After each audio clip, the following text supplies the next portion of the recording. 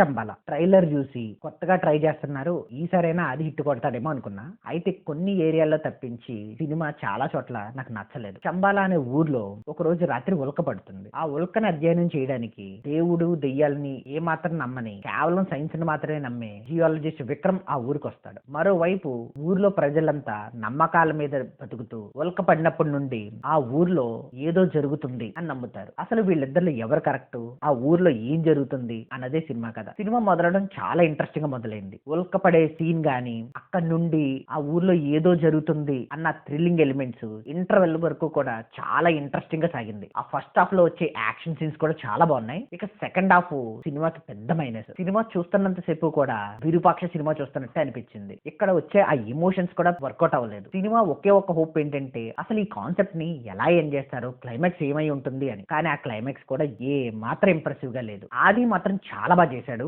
ఎలా అయినా హిట్ కొట్టాలని 100% ఎఫోర్ట్ ఇచ్చాడు. సినిమాలో యాక్షన్ సీన్స్ చాలా బాగున్నాయి. బ్యాక్గ్రౌండ్ మ్యూజిక్ కూడా ప్లస్ అయింది. సినిమాలో చాలా మంది క్యారెక్టర్స్ బాగానే రాసుకున్నారు, కానీ ప్రెసిడెంట్ కొడుకు క్యారెక్టర్ ఫస్ట్ నుంచి లాస్ట్ వరకు ఆ హైపర్ గా ఇరిటేటింగ్ గా అనిపించింది. దేవుణ్ణి దెయ్యాల్ని నమ్మని హీరో కాస్త ఒకే ఒక్క సీన్ లో కంప్లీట్ గా ఆపోజిట్ కి వెళ్ళిపోయి ఆ ట్రాన్సిషన్ మాత్రం ప్రాపర్ గా చూపించలేదు. ఉల్క, దాని కింద భూగర్భంలో సొరంగం, గుడి సెటప్, యాక్షన్ సీన్స్ లో వాడే దొంగలు, రాళ్ళు, ఇవన్నీ కూడా ఏ మాత్రం బాలేదు. అసలు ఆర్ట్ వర్క్ సినిమాకి చాలా మైనస్ అనిపించింది. బడ్జెట్ ప్రాబ్లం ఉన్నట్టుగా క్లియర్ గా తెలుస్తుంది. సీజీ వర్క్ కూడా బాలేదు. సెకండ్ హాఫ్ లో ట్రై చేసిన ఎమోషన్ కూడా వర్కౌట్ అవ్వలేదు. కొన్ని సీన్స్ ని ప్రాపర్ గా రాసుకోలేదు. అసలు ప్రెసిడెంట్ వాళ్ళ వైఫ్ కి ఆ భూతం ఎలా పట్టిందో అన్నది క్లారిటీ లేదు. ఈ సినిమా జరిగేది 90s 80 టైంలో. ఆ టైంలో అది కూడా పల్లెటూరులో ఒక అమ్మాయికి ఆటిజం చూపించారు. అది ఎంత వరకు కనెక్ట్ అవుతారా అన్నది డౌటే నాకు. ఇక ఫ్యామిలీతో చూడొచ్చా అంటే దారుణంగా జరిగే కిల్లింగ్స్ ఉన్నాయి. అది తప్పిస్తే మిగిలిన సినిమా అంతా కూడా చూసేయచ్చు. ఓవరాల్ గా ఈ సినిమాకి నేను ఇచ్చే rating 2.5 out of 5. It will my opinion. Thank you.